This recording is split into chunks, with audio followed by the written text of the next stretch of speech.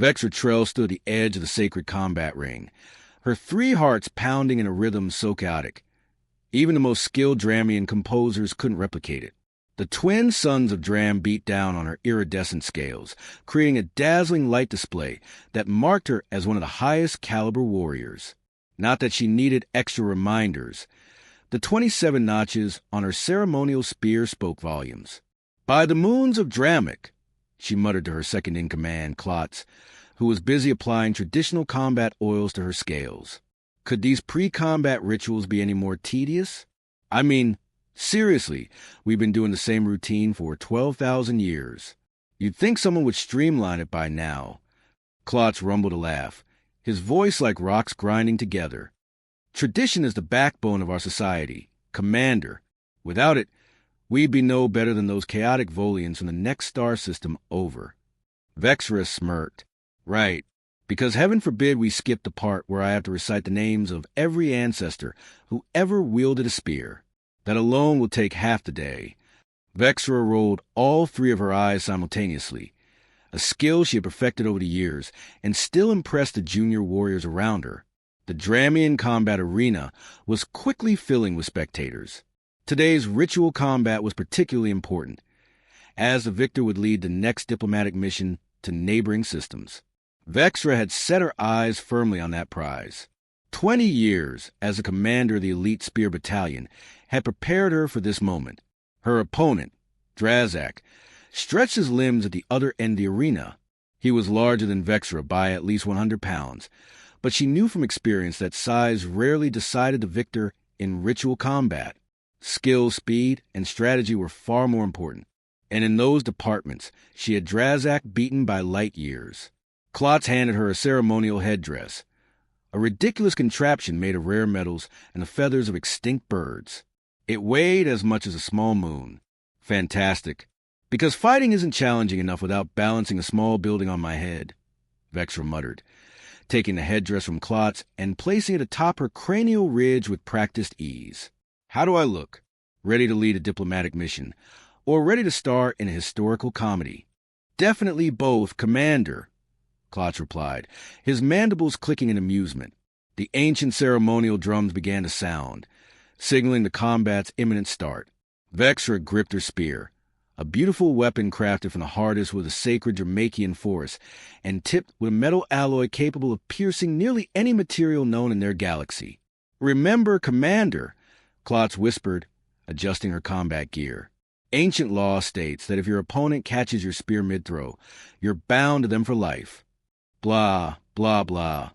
Vexra finished for him, her tone dripping with sarcasm. That hasn't happened in about 8 centuries, Klotz. I think I'm safe.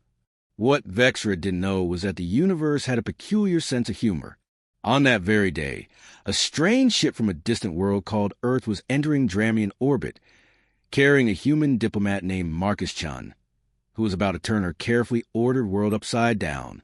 As the final horn blared across the arena, Vexra took a deep breath and stepped into the sacred ring. Let's get this over with, she muttered, twirling her spear with expert precision. I've got important things to do today. Meanwhile, on Earth's diplomatic vessel Peaceful Overture, Marcus Chun gazed out the viewport, watching as the ship descended through Dramian V's atmosphere. He maintained a calm exterior, but inside, chaos reigned. The Dramians were humanity's first encounter with a non-humanoid species that hadn't immediately tried to shoot them down, and he wasn't about to mess this up. Ambassador Chun will be landing in approximately 3 minutes, announced Captain Reeves over the comms. Dramian Control has directed us to the ceremonial landing pad. Apparently, we're arriving during some important cultural event. Wonderful, Marcus replied, straightening his formal uniform for the 12th time. Nothing says smooth first contact like crashing a party. Captain Reeves chuckled. The xenanthropologists say the Dramians appreciate directness and humor. You'll do fine. Marcus ran a hand through his short black hair. Right, because a species with 3 hearts, scales, and mandibles will definitely share our sense of humor, he muttered. The ship landed with barely a tremor, and Marcus took a deep breath. 6 years of diplomatic training and 4 Earth languages, along with 2 alien languages learned in record time, had all led to this moment. He grabbed the ceremonial gift case and headed for the airlock. The Dramian atmosphere hit him like a wall of humid heat as the doors slid open. The gravity was slightly stronger than Earth's, making him feel heavier and slower. As he stepped onto alien soil, his eyes took in the massive arena nearby, filled with thousands of Dramians. A small delegation approached, led by a Dramian in elaborate robes. Marcus activated his translator implant and offered the gesture he had practiced for weeks.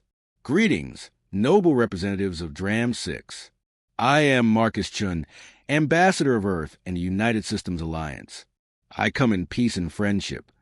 He bowed slightly, careful not to make it too deep, which would signal submission, or too shallow, which would be an insult. The robed Dramians clicked their mandibles rapidly, their equivalent of surprised laughter.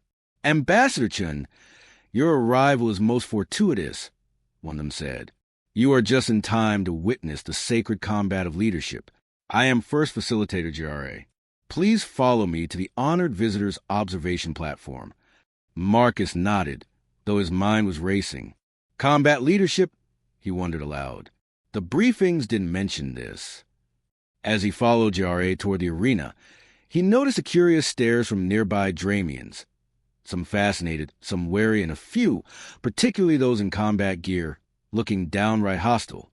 "What exactly am I about to witness?" Marcus asked, trying to mask his confusion. "The challenge," GRA explained with enthusiastic mandible clicks. "The victor will lead our next major diplomatic mission. Commander Vexra, she's our finest warrior," GRA said, his voice filled with reverence as he gestured toward the arena, where a female Dramian with brilliantly iridescent scales effortlessly dispatched her opponent. Her movements were fluid, precise, and displayed a lethal grace that left the crowd in awe. It was a sight both terrifying and mesmerizing. "That was efficient," Marcus commented, his eyes widening as a defeated Dramian limped from the arena. "Commander Vexra is the pride of our military caste," Jare continued, his voice tinged with admiration. 27 victories in ritual combat. Dazgin, a record unmatched in 8 generations. The victorious Vexra raised her spear high, and the crowd erupted in rhythmic stomping that reverberated to the entire arena, making the very ground beneath Marcus' feet tremble. He instinctively grabbed a railing to steady himself, but in doing so, accidentally knocked over a ceremonial vessel of sacred combat oil. The liquid splashed across the floor, and the entire arena fell silent. The kind of silence that sent a wave of panic through Marcus. His diplomatic instinct screamed retreat in all capital letters inside his mind. "Did I just do something bad?" he whispered to Jare, his voice filled with sudden dread. Jare's 3 eyes widened to comical proportions, and he backed away from Marcus, his mandibles clicking in distress. The sacred combat oil had spilled on the day of victory, directed at the victor. Marcus blinked, feeling the blood drain from his face. What? No, this was an accident. I'm a diplomat, not a warrior." But Jare, visibly shaken, didn't seem to be listening. "By ancient law, you have challenged Commander Vexra." "I've what?" Marcus gasped, his heart skipping a beat. "No, this wasn't," he began, but it was too late. The damage was already done. Down in the arena, Vexra, having just secured her position as the next leader of the diplomatic mission, paused. Her 3 hearts skipped a synchronized beat, each in perfect harmony. Her eyes locked onto the observation platform, and she saw the strange pink creature, this soft-skinned, scaleless alien, standing there, looking helpless. The audacity! Who did this creature think he was? She thought, her mandibles clicking in sharp irritation. Klotz, who stood beside her, looked equally shocked. "It appears to be the Earth Ambassador," Klotz replied, his voice low. "Your ship arrived just as the combat began, and his first official act was to challenge you." Vexra's laugh echoed across the arena, sharp and dangerous. "Is that how humans conduct diplomacy? Through combat?" she sneered, her voice dripping with disdain. The arena chief approached Vexra, looking uncomfortable. "Commander Vexra, by ancient law, you must accept this challenge or forfeit your victory today." Vexra's mandibles clicked in rapid irritation. "Forfeit? To some soft-skinned alien who probably doesn't even know which end of spear to hold," she scoffed. "Not happening." Meanwhile, on the observation platform, Marcus was desperately trying to resolve the situation. He leaned toward Jare, his voice urgent. Facilitator Jare, there must be some way to withdraw the challenge. This is a cultural misunderstanding. I didn't mean to. Ancient law is absolute. Jare interrupted solemnly, his tone grave. Once a challenge is issued in front of witnesses, it must be answered. But I don't even know how to fight Dramian style. Marcus protested, his mind racing for a way out. Jare's mandibles twitched slightly, and for a moment, Marcus thought he detected sympathy in the alien's eyes. The law allows for simplified combat for off-worlders, he explained. One throw each with a ceremonial spear. Whoever strikes closest to their opponent's central heart wins. Marcus blinked, his mouth dry. And if I refuse? He asked, already knowing the answer wouldn't be good. Gra's voice turned colder. Refusal would be a grave diplomatic insult that would end any possibility of an alliance between our peoples. Marcus' stomach dropped as the weight of the situation crashed down on him. There was no way out. Down in the arena, Vexra raised her spear and pointed directly at Marcus. Her voice rang clear and commanding. I accept the Earth Creature's challenge, she announced, her words cutting through the air like a sharp blade. Let him come down and face me if he has the courage. The crowd roared in approval, their stomping echoing through the entire arena, and Marcus closed his eyes, muttering under his breath. 6 years of diplomatic training, and not once did anyone mention, don't spill the ritual oil. Fantastic. The arena chief, standing between them, called out, the challenge is accepted. The rules are clear. One throw, each of you. The one who strikes closest to their opponent's central heart will be the victor. Marcus stood in the center of the arena, holding a ceremonial spear that felt awkward and clumsy in his hands. The crowd buzzed with excitement, clearly anticipating the moment when Vexra would utterly humiliate the strange human diplomat. They placed bets on how quickly he would be overpowered. 10 feet away, Vexra twirled her spear with expert precision, her eyes locked onto her unusual opponent. Marcus looked ridiculous to her in his formal diplomatic attire, hastily modified to allow for movement. His face lacked the scales that marked the strength of her kind, and his 2 eyes seemed woefully inadequate compared to her 3. His skin was soft and vulnerable, a weakness that made her believe this would be her easiest victory yet. I really want to emphasize that this is all a misunderstanding, Marcus called out, trying one last time to reason with her. On Earth, we typically resolve diplomatic issues through conversation, not combat. Vexra's mandibles clicked with amusement, and her translator converted her words into English.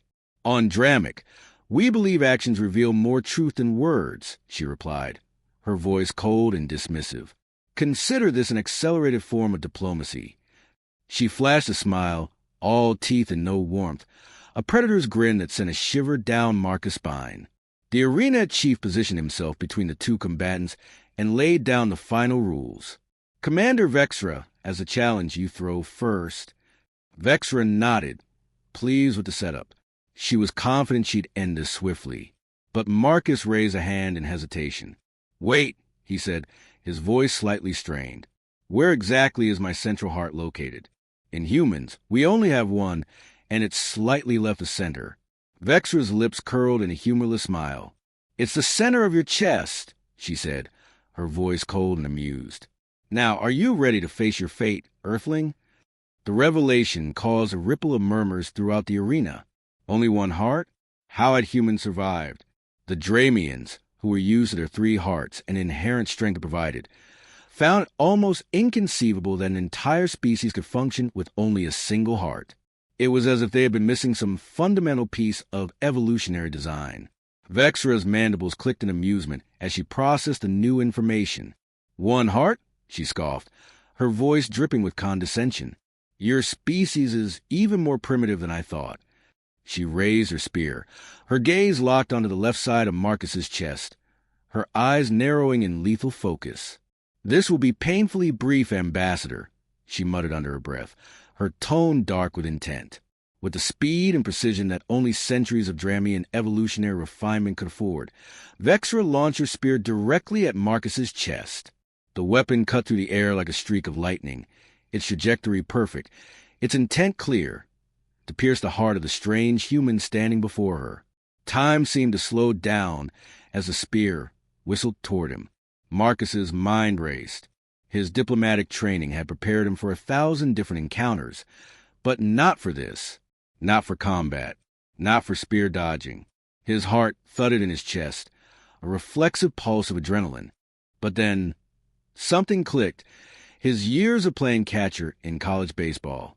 The instincts, the muscle memory, kicked in. His arm shot out instinctively, his hand latching onto the spear's shaft in a split second, just inches from his chest. The arena went completely silent. Marcus Chun, ambassador of Earth, had caught the ceremonial spear with one hand, inches from his heart. The shock was immediate. The momentum of the spear pushed him back slightly, but his feet remained planted, his grip firm and unyielding. Vexra froze. Her 3 eyes widened to their absolute limit. Her mandibles went slack in disbelief. This was impossible. No one had caught a ceremonial spear in combat for 8 centuries. It was an act of such impossibility, such audacity, that it felt as if the laws of the universe themselves had been broken. The implications hit her like a meteor strike. The arena chief, stunned into disbelief, dropped to his knees. The crowd erupted into a cacophony of chaotic noise, the sound an overwhelming blend of astonishment, shock, and disbelief. Facilitator Jar-A, clearly shaken, began frantically consulting the ancient law texts, his fingers skimming over the scrolls with desperation. Was that not allowed? Marcus asked uncertainly, still holding the spear, his heart pounding in his chest. I just didn't want to get impaled. Call it a diplomatic reflex, he said, his voice tinged with bewilderment at the turn of events. Klotz, who had remained a silent observer up until now, stepped forward. He approached Vexra, his voice low, filled with urgency. Commander, the ancient law of combat clearly states. I know what it states, Vexra snapped, her voice carrying across the now hushed arena, her tone sharp and strained. Her mandibles clicked rapidly in an unmistakable sign of agitation.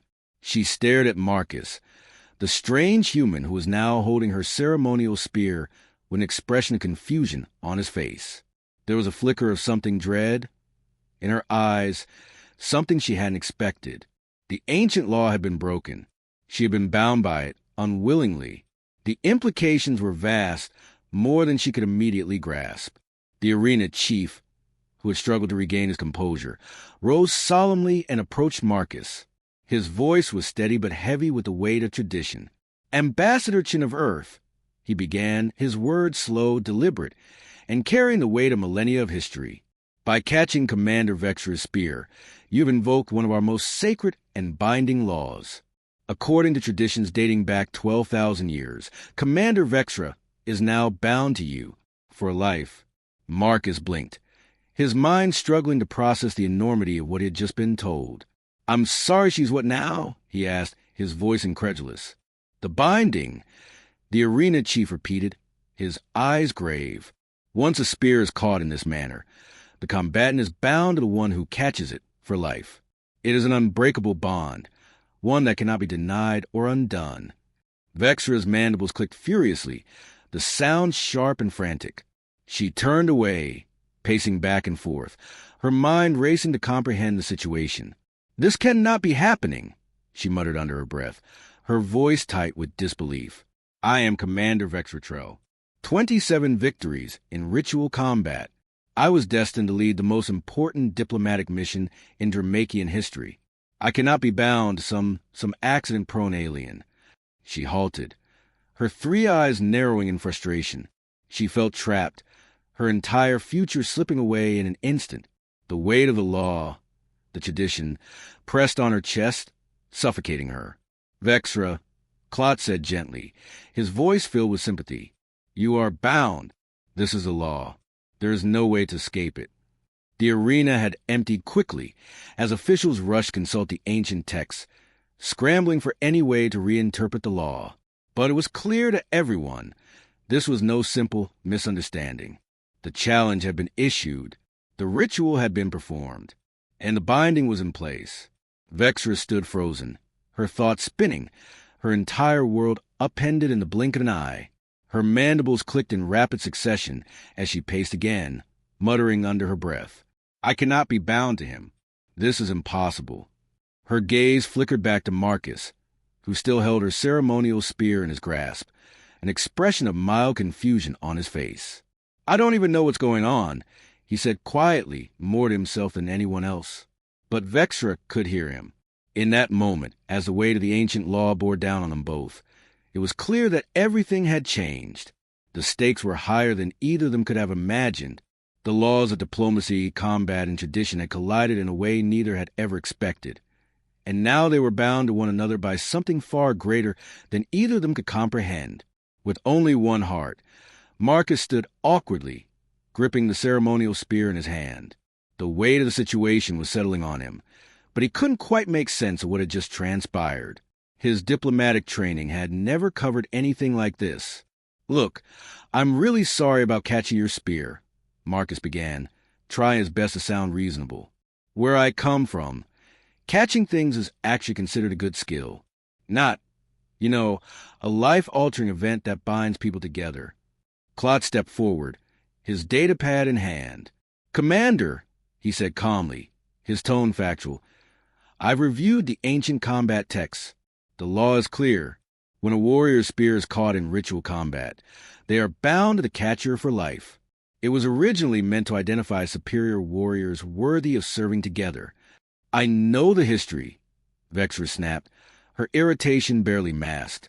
"But surely there's an exemption for off-worlders, for diplomatic incidents, for accidents." "Actually," Jare interjected, his voice slow but authoritative, "there is precedent in the Third Dynasty. An ambassador from the Verolian Empire caught a spear. The texts record that they served together for 12 years, until the Verolian's natural death." Vexra's scales blanched to a pale blue. 12 years. She echoed, her voice laced with disbelief. "What is the human lifespan, anyway?" "Approximately 80 Earth years," Marcus offered helpfully. Vexra made a strangled clicking sound. 12 years? For life? That's far too long. The weight of the situation was beginning to dawn on Marcus. He turned toward Jare, hoping for a reasonable answer. "Wait," he began, his voice tense. "What exactly does bound for life mean in practical terms? Is this just a symbolic thing? Something we can acknowledge and then move past?" The elders exchanged glances before the oldest among them. Her scales a dull gray from age, but her eyes sharp with wisdom, stepped forward. "The binding is both spiritual and practical, Ambassador. Commander Vexra must remain within 100 paces of you at all times. She will serve as your protector, advisor, and companion. She is bound to follow where you lead, though she may counsel you in all matters." Vexra exploded, her voice rising in frustration. "This is impossible. I have duties, responsibilities. I'm supposed to lead the diplomatic mission to the trail sector, and now I'm supposed to accompany some off-world diplomat like a personal guard." The elder remained unfazed, her voice firm. "And now, you will accompany the ambassador instead." Marcus, trying to regain some semblance of control, interjected swiftly. Wait. Hold on. We're in the middle of establishing relations between our worlds. Having a respected Dramian commander as an advisor could actually benefit both sides. Perhaps there's a way we can honor this tradition while still serving the interests of both our peoples."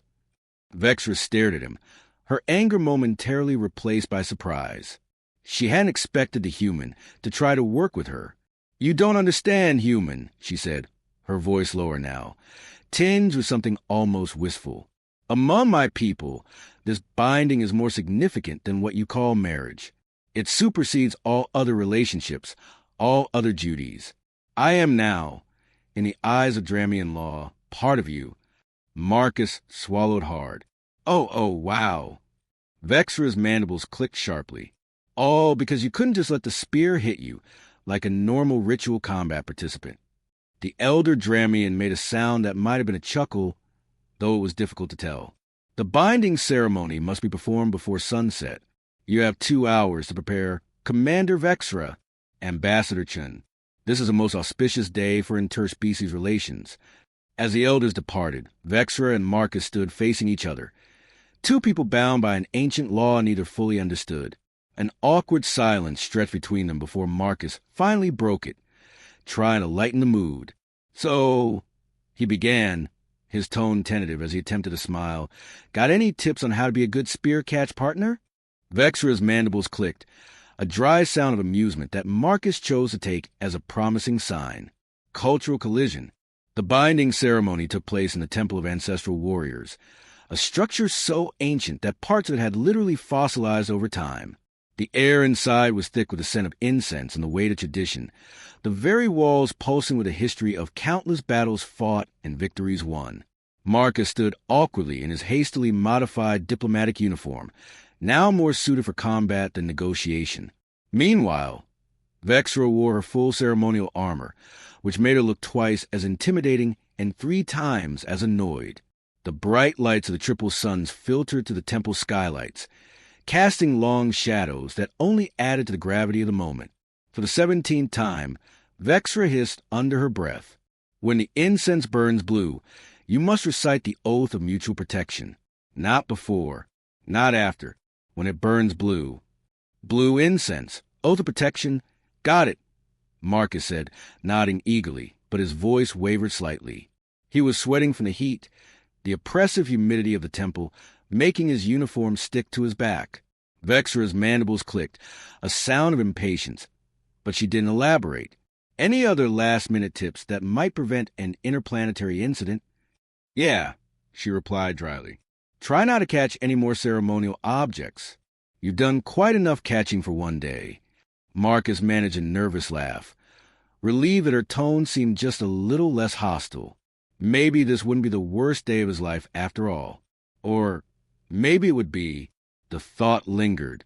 Suddenly, the high priest entered, a Dramian so ancient his scales had turned almost translucent. He carried a massive book bound in what looked suspiciously like cured hide. Marcus desperately hoped it wasn't from a sentient species. The priest's voice, surprisingly powerful for one so old, rang out in the stillness of the temple. "We gather to witness the binding of warriors," he intoned, his voice rich with authority. "A bond formed in combat, sealed in ceremony, to last until death separates." The next hour passed in a blur of archaic Dramian phrases, intricate ritual movements, and oaths that Marcus struggled to keep up with.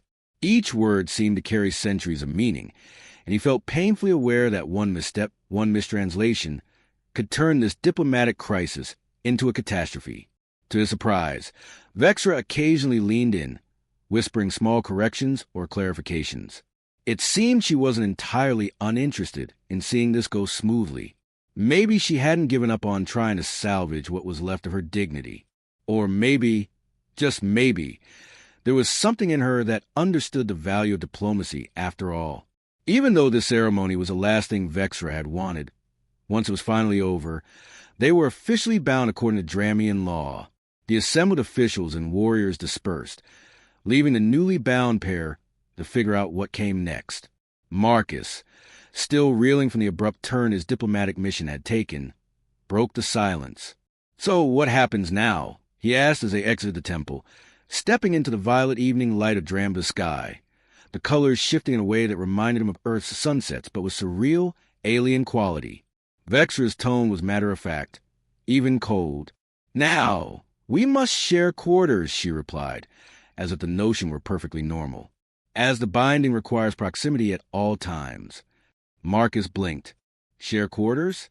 As in live together? Did you think the bound for life part was metaphorical?"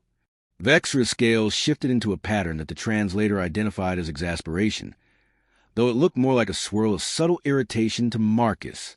She continued, her voice unyielding. "The binding requires physical proximity, the ancient laws state. Yes, but surely in diplomatic situations there's some flexibility?" Marcus frowned, suddenly realizing just how little he understood about Dramian customs. "The Earth delegation has prepared quarters for me on the diplomatic compound, and now they'll have to accommodate me as well," he added reluctantly, glancing at her. "Maybe we can—" "Unless you prefer my warrior barracks," Vexra interjected, her voice flat and final.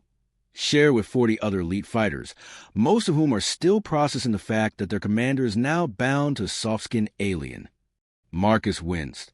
The diplomatic compound sounds perfect. They continued walking to the capital city in silence, the strange and imposing architecture of Dramva towering over them. The streets were bustling with activity, and Marcus couldn't help but notice the numerous stares they received as they passed by. Vexra's posture grew increasingly rigid with every curious onlooker. Her eyes narrowed, mandibles clicking as she visibly stiffened. "You know," Marcus ventured carefully, try and break the tension. "On Earth we have a saying, when life gives you lemons, make lemonade." Vexra's head tilted slightly in confusion, her three eyes narrowing as her translator sputtered. "Your translator is malfunctioning. What are lemons? What is lemonade? And what do either have to do with our situation?" Marcus chuckled awkwardly. "It means finding the best in a bad situation." He sighed, rubbing the back of his neck. "Look, neither of us wanted this, but we're stuck with it. At least for now. Maybe, instead of fighting it, we can make the best of it and use it to benefit both of our peoples." Vexra remained silent for a moment as they walked. Her voice, when it finally came, was laced with skepticism. How exactly would being chained to you benefit Dram? Marcus shrugged, trying to keep his tone even and persuasive.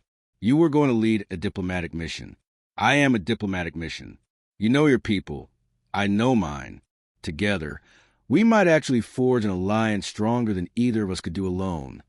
He looked over at her, hoping she was considering his words, but she remained silent, her mind clearly processing his suggestion.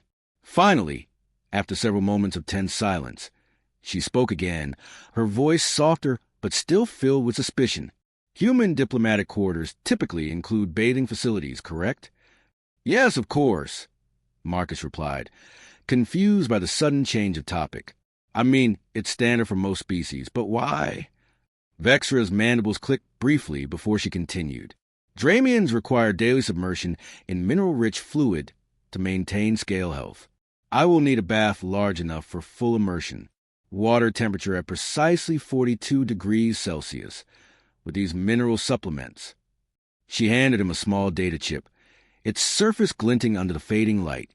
Marcus blinked, still processing the bath requirement. "Okay, got it. Anything else?" Vexra paused for a beat before continuing, her tone oddly businesslike. "I sleep hanging upside down. I will need an appropriate suspension bar installed." Marcus stared at her. "Wait, you're actually considering making this work?" Vexra's mandibles clicked once, decisively. "I am a Dramian warrior.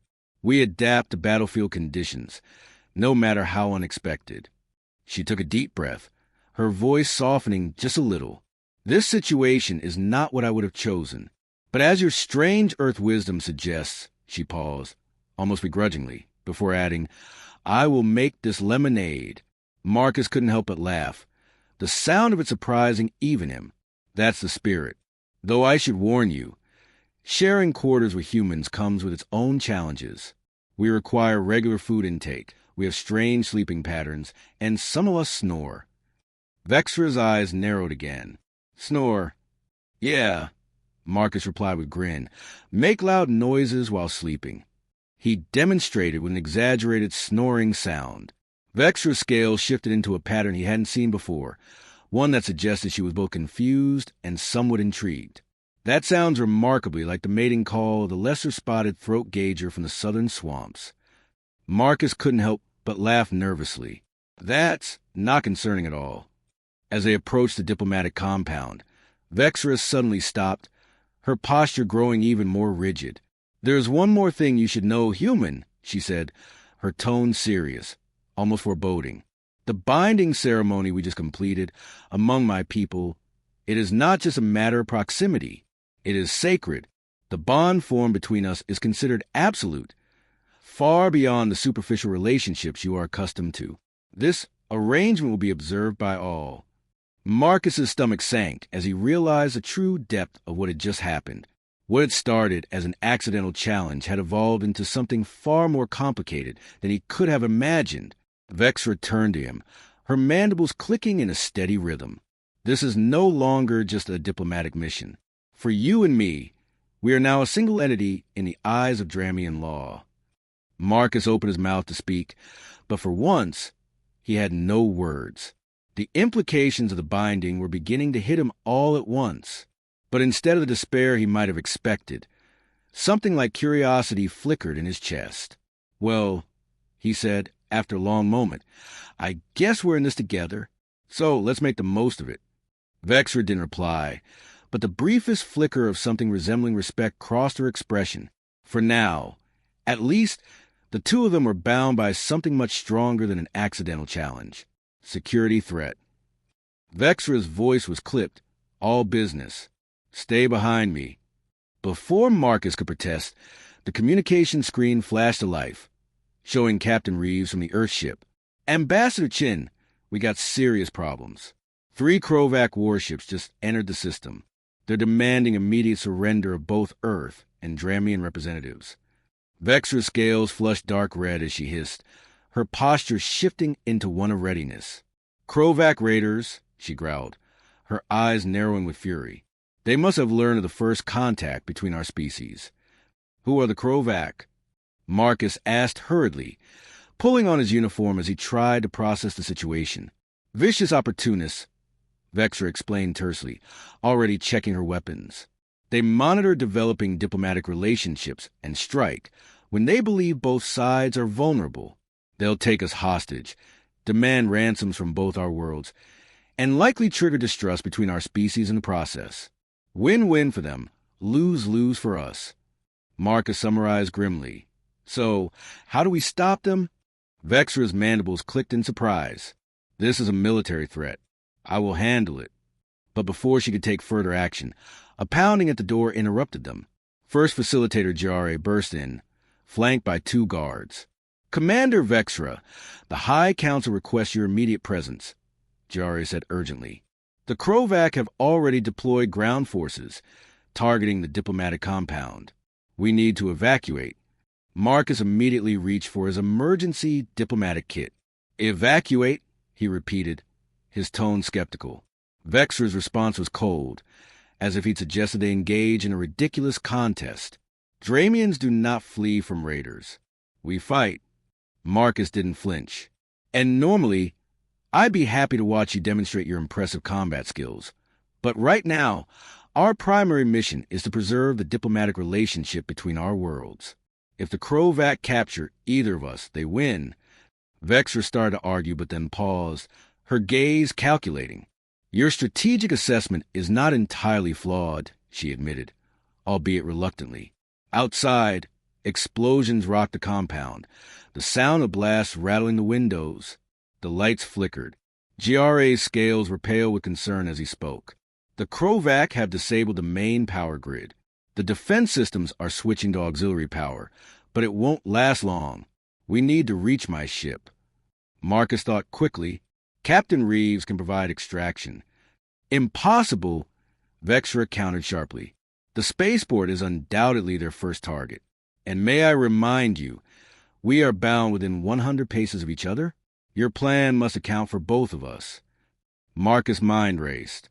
Is there a secure location where both our delegations could regroup? Somewhere the Krovac wouldn't expect. Vexra and Giare exchanged a brief, meaningful look before Vexra spoke. "The ancient tunnel system beneath the Temple of Ancestral Warriors. It connects to the old military bunkers. The Krovac won't know about them." "Perfect," Marcus said, relief flashing through him. "Giare, can you coordinate with Captain Reeves to get the Earth delegation there as well?" Giare clicked affirmatively, his movement swift as he hurried away to make the necessary arrangements. More explosions rang out, closer this time. "We need to move," Vexra urged, tossing Marcus a small Dramian weapon. "Here, it's simple to use, point and press." Marcus looked at the alien device with hesitation. "I'm a diplomat, not a soldier. And I'm a warrior bound to a diplomat," Vexra replied flatly. "Consider it a cultural exchange." The corridors were bathed in the eerie red glow of emergency lighting as they moved quickly through the building. Distant sounds of combat echoed in the halls. But Vexra moved with practiced efficiency, checking corners and signaling Marcus to follow closely. "Stay close," she ordered. "The binding law actually works in our favor now. I literally cannot leave you behind." Marcus, his heart racing, glanced at her as they navigated the increasingly chaotic diplomatic compound.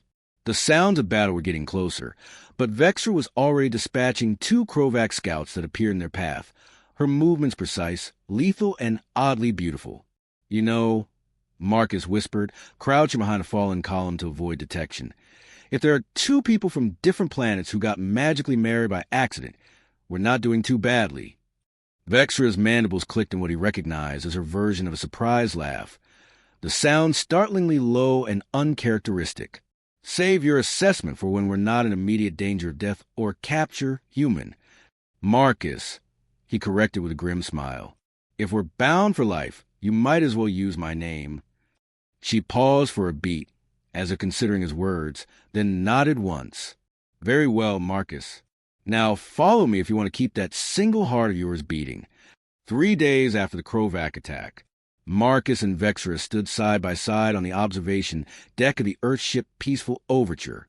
They gazed out at the vastness of space as the combined Dramian and Earth forces escorted the captured Krovac raiders from the system. Their impromptu plan, using the ancient tunnel system to unite both delegations, then launching a surprise counterattack, had worked even better than expected. "We make a pretty good team," Marcus mused, his tone reflecting something far beyond the initial tension between them. "We took down a raider fleet without even knowing what we were doing half the time." Vexra didn't answer immediately, her eyes still fixed on the departing ships. Finally, she turned toward him, her mandibles clicking softly in a gesture that might have been acknowledgement. "Sometimes necessity forces even the most unlikely alliances," she said, her voice softer than usual. "The Krovac may have underestimated us, but now they know what happens when you underestimate a Dramian warrior and her unexpected partner." Marcus smiled wryly. "Yeah, you know, for a pair of accidentally married diplomats, I think we're doing okay." Vexra's expression remained neutral, but something in her posture softened just the tiniest bit. "Perhaps, Marcus, perhaps." "You know," Vexra remarked, her mandibles clicking in a pattern Marcus had come to recognize as a version of her smile. "For a diplomat with 1 heart and no combat training, you performed adequately." Marcus couldn't help but grin.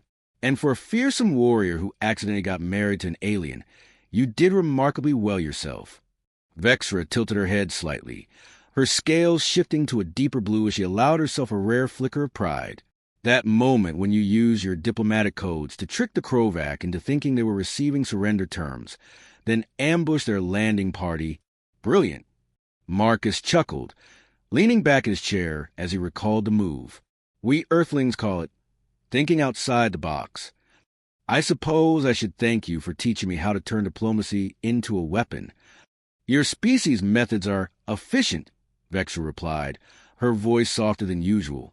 "Though I admit, I never would have considered diplomacy as a weapon before meeting you." Just as Marcus was about to respond, the door slid open, and First Facilitator Jare and Captain Reeves entered, both looking decidedly pleased. Jare's scales were almost gleaming with excitement, and Marcus noticed a faint gleam of approval in Reeves' eyes. "The High Council has reached a decision," Jare announced, his voice formal but with a barely contained edge of excitement.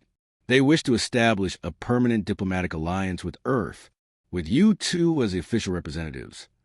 Captain Reeves nodded, a grin tugging at his lips. "Earth Command agrees.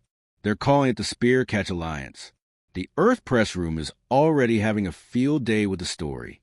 They've coined the term accidentally married diplomats, and it's getting a lot of attention." Marcus and Vexra exchanged a glance. He could practically hear the wheels turning in her head. "And the binding law?" Vexra asked cautiously, her tone wary. "The Council is well aware this is not a traditional arrangement," Jare said with a sharp look at Marcus. "That's putting it mildly," Marcus muttered under his breath, trying to suppress a chuckle. Jare's mandibles clicked rapidly in amusement. "The Council has reviewed the ancient text thoroughly. There is precedent for modifying the binding requirements for diplomatic purposes. You will still be officially bound according to our traditions, but the proximity requirement can be adjusted. You'll have separate quarters and occasional brief separations when duties require. How occasional? Vexra asked, her voice filled with suspicion. Up to 12 hours. No more than twice per lunar cycle. Jare replied with finality. Marcus burst out laughing. So, we're still basically married, just with the occasional night out with friends? An apt comparison, Jare confirmed, his tone lightening. Vexra glanced at Marcus, her 3 eyes narrowing in thought. The Council feels this arrangement honors our traditions while acknowledging unique circumstances. Can you accept these terms, Ambassador Chin? Marcus considered the offer carefully. The past few days had shown him sides of Vexra he'd never expected. Her quick thinking, her dry sense of humor, and her surprising adaptability. Watching her in combat had left him in awe of her warrior prowess. I can, Marcus said after a long pause. If you can, Commander Trell. After all, who better to represent the first alliance between our worlds than 2 people who are already bound by ancient law? Vexra's scales shifted again, a complex pattern forming as she processed his words. Her translator stuttered, unable to fully interpret it, but when she spoke, her tone was resolute. Then I accept as well. Though I warn you, human, your sleeping patterns still confuse me, and your snoring continues to sound alarmingly like the mating call of the lesser-spotted throat gauger from the southern swamps. Captain Reeves coughed awkwardly in the background, while Gerard clicked in what Marcus could only assume was laughter. Well, we'll work on it, Marcus promised, his voice laced with humor. One day at a time. Or as you Dramians say, Vexra finished for him, a rare smirk pulling at the edges of her mouth. One moat cycle at a time. She extended her hand toward him in a human gesture, one she had observed during their time together. Marcus took it, careful of her sharp claws. To the spear catch alliance, Marcus said, feeling a strange but undeniable sense of hope rising in his chest. To new understandings, Vexra replied, her 3 eyes meeting his 2 with a warmth he hadn't expected. As they stood there, the golden light of the 3 suns of Dramikvi began to set through the viewport, casting the ship in a warm glow. The radiance seemed to wash over them both, and for the first time since their accidental bond had begun, Marcus felt something shift within him, a sense of purpose and belonging. He realized that this strange, improbable connection between them wasn't just about survival or duty. It was a bridge, one that had the potential to unite their 2 worlds in ways neither had imagined. Together, they would find a way forward.